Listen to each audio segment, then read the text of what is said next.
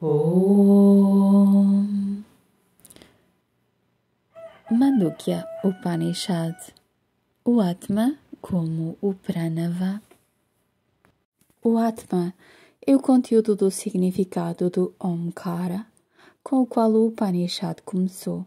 Este Om, que é tudo, o todo abrangente.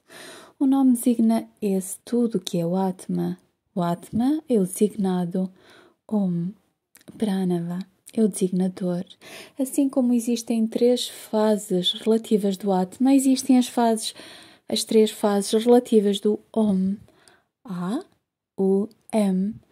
São os três elementos constitutivos do Om.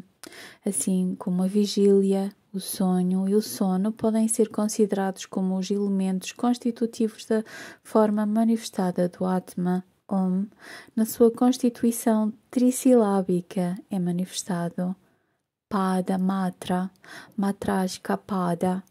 Os pés do Atma são as matras ou as sílabas do Om e vice-versa. As matras ou as sílabas são A, U, M, Akara, Ukara, Makara iti. Portanto, Yamatma Adyaksharam. O Atma é o senhor deste Akshara. Om, imperecível. Adimatram, também o senhor sobre as três sílabas A, U, M, que podem ser comparadas com os três estados descritos do Atma: Jagarita, vigília, Swapna, sonho, Sushupti, sono. Este Atma supremo, como designado, é comparável com o Om, com as suas matras A, U, M. E agora temos que aprender como essas sílabas são comparáveis com os três estados e também assim como existe um quarto estado transcendente, além dos três estados do Atma. Existe um estado transcendente de Om também, além das três sílabas A, U, M. Assim como existem quatro estados de consciência, existem quatro estados de Omkara, cada um, respectivamente, comparável com o seu correspondente. Qual é o primeiro estado do Atma? É Vaishvanara. O Vaishvanara ou Vishva é a primeira manifestação do Atma que pode ser comparada com a primeira manifestação do Pranava trissilábico ou Omkara. O Jagaritashthana, ou condição de vigília do Vaishvanara, é o Pratamapada, o primeiro pé do Pranava, ou Om.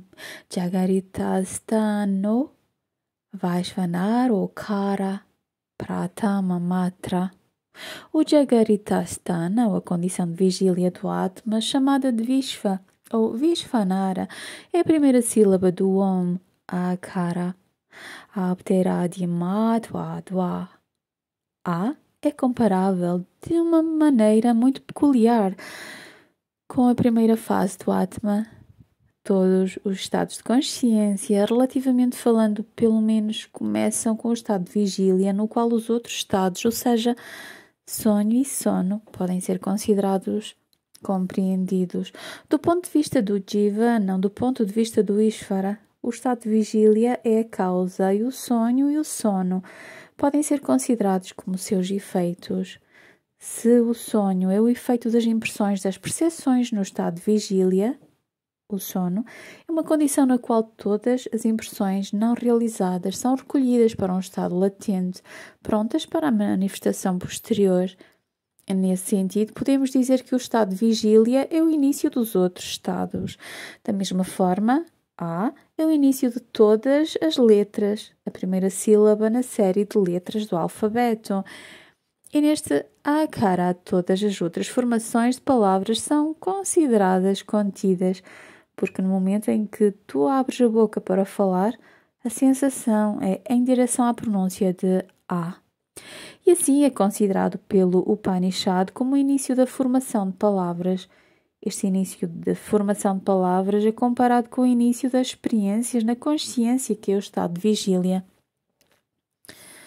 Portanto, essa condição do Atma, no estado de vigília, é comparável com a Akara, a primeira sílaba do Omkara.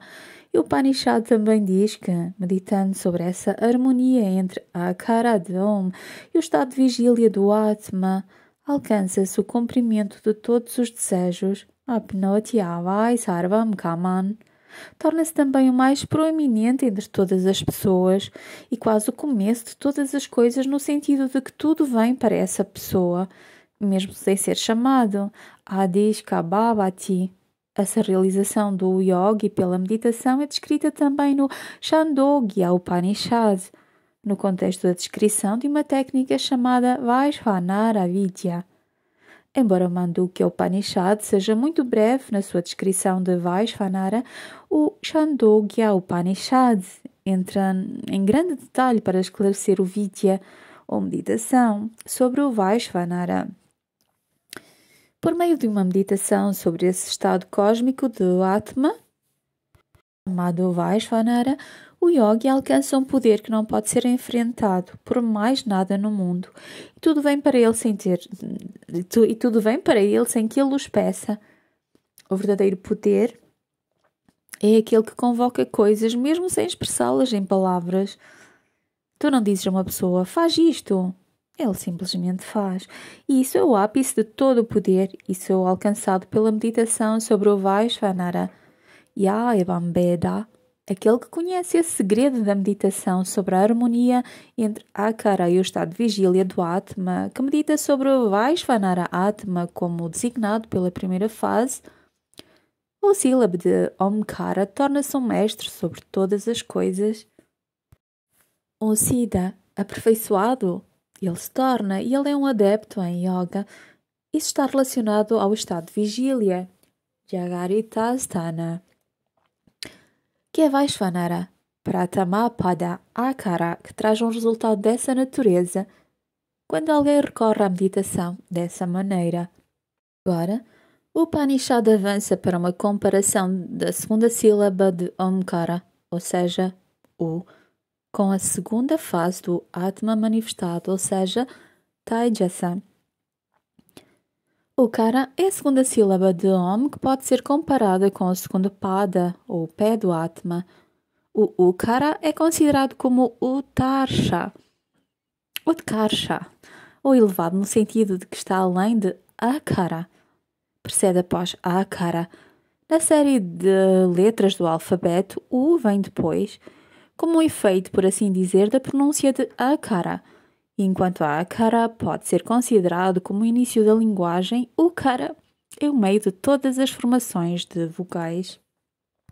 Quando tu pronuncias o, percebes que o meio da garganta começa a funcionar. O é elevado simbolicamente, diz o Upanishad, no sentido de que está acima de Akara no processo de formação de palavras.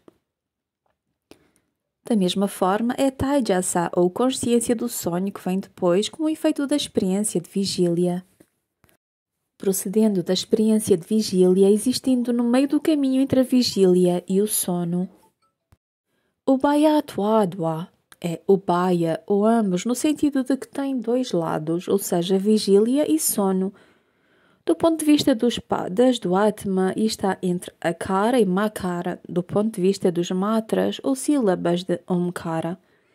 Assim, podemos comparar na meditação o Kara com Taijasa, a consciência do sonho. Essas comparações são feitas pelo Upanishad para ajudar na meditação, para que se possa colocar Omkara em justa posição com os estados do Atma. Todas essas comparações são simbólicas e não devemos levá-las literalmente. Todas as meditações são simbólicas, todas as vídeos dos Upanishads são simbólicas, assim como a comparação de Brahma com a corda e o mundo com a serpente vista na corda, na analogia da serpente na corda, é simbólica. Quando tu dizes Brahma é como a corda, não significa que Brahma é longo como a corda.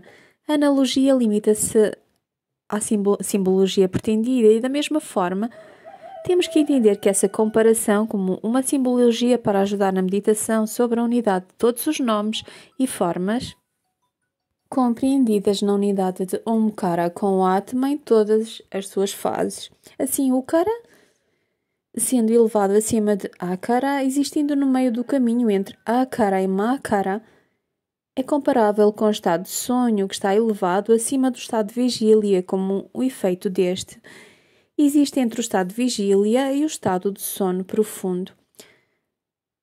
Udkashati Havai Gnana Santatim. E aquele que medita dessa forma eleva-se em seu status de conhecimento, assim como o é elevado sobre a. E o sonho é elevado sobre a vigília, o conhecimento do meditador eleva-se acima de todo entendimento informativo comum das escolas de pensamento. Ele torna-se um verdadeiro conhecedor, um gnani, por meio da meditação sobre a unidade de Ukara com o Taijasa, Samanaska, Bhabati, assim como há um efeito de equilíbrio do Taijasa em relação aos estados de vigília e sono, no sentido de que ele é consciente como a vigília, ainda assim não consciente externamente no mesmo sentido, assim como há um efeito de equalização de Ukara entre Akara e Makara. Aquele que medita assim torna-se um fator de equalização na sociedade e em toda a criação. Ele torna-se um elemento harmonizador em todos os lugares. Não há conflito na sua mente, então ele não cria conflito na sociedade. Quando estabelecido nesta meditação, ele tem paz dentro de si mesmo e cria paz fora também, devido ao brilho da paz emanando dele. O meditador torna-se um pacificador espontâneo. A sua existência em si é uma pacificação. Ele não precisa dizer nada no mundo. Na sua presença, o conflito não pode surgir e a agitação cessa. As vexações e as tensões emocionais chegam ao fim devido à meditação praticada, assim como um fator de equalização da consciência entre vigília e sono profundo, através da sílaba U de Ukara, diz o Upanishad. Não apenas isto. Nasya Brahmavit Kolebhavati. Tão purificador é esta meditação. Tal é o efeito sobre o meditador e todos aqueles conectados com ele, que na sua família ninguém que não conheça Brahma pode nascer. Ele terá apenas Brahmabits em sua família devido ao efeito desta meditação. O seu sangue purifica-se tanto. As próprias células do seu corpo são carregadas com esse conhecimento superfísico a tal ponto que uma criança idiota não pode nascer dele. O que é uma criança, afinal? É tu mesmo que renasces como teu filho em alguma outra forma e o teu conhecimento será comunicado à criança e por causa dessa meditação, quando ela surte efeito, tu te tornas inundado de conhecimento, tu te tornas o conhecimento em si. Na verdade, não é o teu corpo que renasce, é o conhecimento que renasce. Tu não passas apenas cromossomas ou células sanguíneas no nascimento de uma criança, mas tu passas o conhecimento. Tu ficas inundado com conhecimento espiritual a tal ponto que deixas de ser apenas um corpo físico. O corpo físico vibra como um corpo de conhecimento. Tal é o poder deste conhecimento. A família não é nada além da geração de seus filhos, que, como diz o Upanishad, deve ser apenas de conhecimento. Portanto, a tua geração, a tua descendência será uma série, não de filhos corporais, mas de filhos do conhecimento. Amritasya Putra. Tal é a glória desta meditação. Há, então, a comparação entre Makara e o estado de consciência do sono profundo. Sushuptasthana Pragno Makarastritya Matra.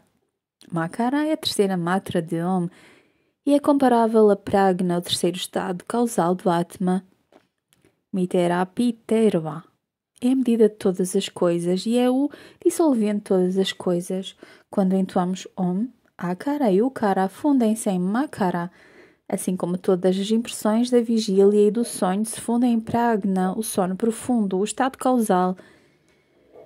Assim como tu encerras o cântico com Makara, tu encerras toda a experiência no sono profundo. E como tu podes repetir o cântico após o encerramento da recitação por Makara, a vida de vigília recomeça mais uma vez como um desdobramento do estado de sono profundo, que é a causa da vigília. O sono profundo pode ser chamado de causa da vigília, em um sentido, o efeito dela em outro sentido. A vigília é devida à agitação das impressões não realizadas que jazem enterradas no estado de sono profundo. Nesse sentido, podemos dizer que a vigília é um efeito do estado de sono profundo. O sono profundo é a causa e todas as experiências na vigília e no sonho são os seus efeitos, assim como Ishvara é a causa de todas as coisas. O estado de sono profundo parece ser a causa da nossa vigília e sonho em um sentido, ou seja, acordamos do sono por conta de desejos não realizados. Se todos os nossos desejos forem satisfeitos, não acordaríamos do sono de jeito nenhum, porque deveríamos acordar. Qual é o propósito? Há algo não realizado, não executado e por isso acordamos. O karma, prarada, nos agita, nos impulsiona para a atividade, nos acorda para o mundo dos objetos. Assim, em um sentido, pragna, sono, é a causa da experiência através de vishva, vigília, e taijasa, sonho.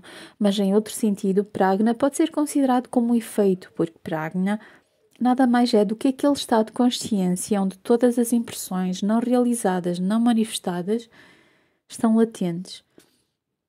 E essas impressões nada mais são do que as consequências da percepção e a experiência no estado de vigília. Nesse sentido, a condição de sono profundo é um estado de vigília. Makara é dessa natureza em Om. Podemos dizer que o cântico começa com Makara ou termina com Makara, como na série de cânticos de Om. Assim como podemos ter uma série de cânticos ou recitações de Pranava, temos uma série de acordes e dormidas e acordes e dormidas. Acordes e dormidas, acordar e adormecer, acordar e dormir, acordar e dormir. O estado de sono mede todas as coisas no sentido de que as experiências de vigília e sonho são determinadas pelas impressões que estão lá, como a karma sanchita no Anandamaya Kosha, estado causal, manifestando-se no estado de sono. Os karma sanchita são aquele grupo de samskaras e vasanas não realizados que estão lá no estado de sono profundo, pragna, e que brotam em experiências no estado de vigília e sonho. Nesse sentido, medimos as nossas experiências em termos de tendências presentes no estado de sono profundo. As experiências de sonho e vigília são medidas pelas potencialidades já presentes no estado de sono, como vasanas e samskaras não realizados. Portanto, é a medida miti da experiência e assim também é considerado makara como o recipiente dos processos de cânticos, assim como o contido é suportado pelo recipiente akara e ukara parecem ser contidos em makara, com o qual se encerra o cântico, assim como todas as experiências se submergem no estado de sono profundo, assim como todos os nossos esforços cessam quando dormimos. A recitação de Pranava cessa quando Makara começa. A e U fundem-se em Minoti Hava Idam Sarvam. Aquele que medita assim tem a capacidade de medir todas as coisas, ou seja, de conhecer tudo. Ele torna-se Sarvagna. Ele torna-se Ishvara. Ele mesmo torna-se Ishvara. Ele torna-se a medida de todas as coisas. Ele torna-se o padrão para a cognição de tudo na criação. Tudo é referido a ele. Ele não se refere a outras coisas. Ele torna-se a referência para toda a criação, o centro de toda a experiência no cosmos. Apetishka Bhavati. Tudo se funde nele, como o verso do segundo capítulo do Bhagavad Gita diz, tudo entra nele, assim como os rios entram no oceano. Ishvara é a fusão de toda a criação, e quando tu te tornas Ishvara, toda a criação se funde em ti. Tu realizas esse estado por meio dessa meditação sobre a unidade de Makara e Pragna, o estado causal da Pranava e o estado causal da consciência, tanto individual quanto cosmicamente. Agora, assim como existem 3 condições relativas do Atma, Jagrad, Swapna e Sushupti, vigília, sonho e sono profundo. Akara, Ukara e Makara do Pranava ou Amkara podem ser considerados as suas condições relativas, mas assim como há um estado transcendente do Atma que foi descrito como Nantha Pragnam, Na Baihi Pragnam, No Bhayataha Pragnam, etc. Há uma condição transcendente do Pranava ou Omkara que não é constituída de matras ou sílabas, mas é a matra, sem medida ou sílaba. Assim como não podemos designar o Atma como este ou aquele, também não podemos especificar essa condição, a matra de Om, como este ou aquele. É uma vibração do ser e não um estado de som. E não há conteúdo material nesta vibração. Ela transcende os estados físico, sútil e causal e não é nem mesmo apenas a vibração que dá início à criação. É mais subtil do que mesmo a vibração causal com a qual a criação começou. A única palavra que a Upanishad usa para nomear esse estado é a matra, inestimável, assim como o Atma é inapreensível, irrelacionável, indescritível, impensável. Assim também é esta condição, a matra de Omkara, insondável em todos os sentidos.